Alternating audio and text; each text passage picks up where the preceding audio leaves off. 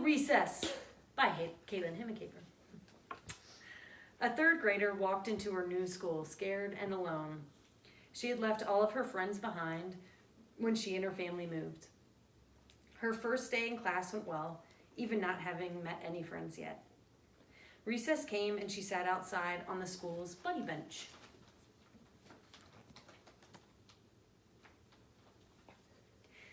Little did she know that this bench was made special for students with no one to play with, so other kids could invite them to play. Sure enough, a group of students ran to her and asked her to play tag with them. She entered her afternoon class feeling refreshed and ready to take on this new adventure. Oftentimes, recess is the only time that students feel they can be themselves. It is a place of freedom that gives their brain a break, and sometimes the only place a child feels successful throughout the day. From my experience being a wife of a teacher, I understand the importance that recess can have on children. Though academics are the focus in school, recess provides students with social skills which help with cognitive development and should take up more time in the day.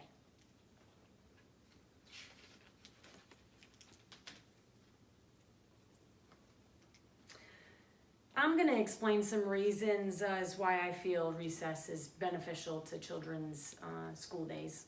And first, recess is a place that provides students a way to further develop their social and emotional skills that they might not be receiving anywhere else. From the article, Let Children Play, it is said that with recess, children have choices and can organize their own games, figure out what's fair, and learn a lot of social behavior that they don't learn anywhere else. Social skills in elementary school are almost as important as academic skills. Learning how to be a team player and how to make friends is something that will benefit children throughout their life and help them to become happy and successful adults. Research from Olga Jarrett shows that recess provides a more open setting where children are free to leave the play situation. In an open setting, children must learn to resolve conflicts to keep the game going, resulting in low levels of aggression on the playground. This open play is why younger grades still have dramatic play and other peer interactive centers. Without strict rules, kids learn how to solve problems on their own and what being a good friend is all about, which happens a lot on the playground. Jared also says that successful intervention programs have been deployed for teaching inclusion and sportsmanship, and other intervention programs have used children as playground leaders. This is equally as important because after recess, students come in with the mindset more ready to learn. If recess is rough or there are problems, it might take children a little longer to get their brain back and focused. Secondly, recess can help students to increase their learning in the classroom. Some people might argue that the United States is already behind in test scores and academics, so leaving recess out of the day would be more beneficial. Some think if the students are out of the classroom, how can they be competing with the rest of the world academically?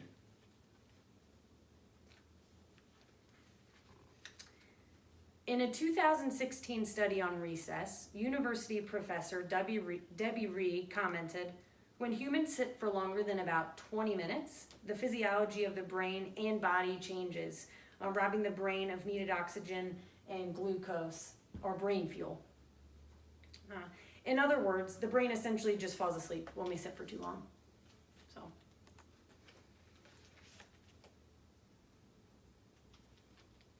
Students need to move their bodies. More schools are incorporating physical breaks within the classroom, but it just isn't enough.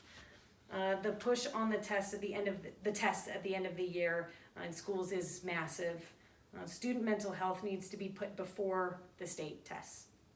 It is important to understand that 2 hours of math is less helpful than an hour and a half of math and a short recess break for students. During this break, the students can regather their thoughts and begin the next part of their day refreshed. A Time magazine researcher last year stated that there is a substantial evidence that physical activity can help improve academic achievement, including grades and standardized test scores. Lastly, recess should be mandated in all schools and more time should be added at any chance possible.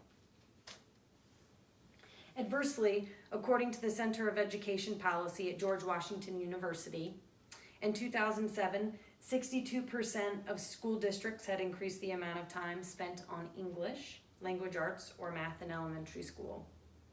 Their survey also showed that 20% of school districts had reduced recess time. Additionally, only 79% of schools who participated in a CDC survey said that they provided students with daily recess. Taking away recess is and will remain a common punishment for students, unfortunately. Though it is important to have consequences and teach students rights versus privileges, all circumstances should be thought on an individual basis, per child. Different struggles bring, I feel should have different consequences for different kids. Sometimes that can be the only time the child is outside for the day, or it can be that they need the release no matter how the morning goes to be successful in the afternoon. Schools that provide students with 2 short recesses, both morning and afternoon, have increased test scores, even with being in the classroom less. This is due to the brain break students are receiving as well as their social needs being met, which social is very important. I think in the end, recess is a time freedom for more than just the teachers.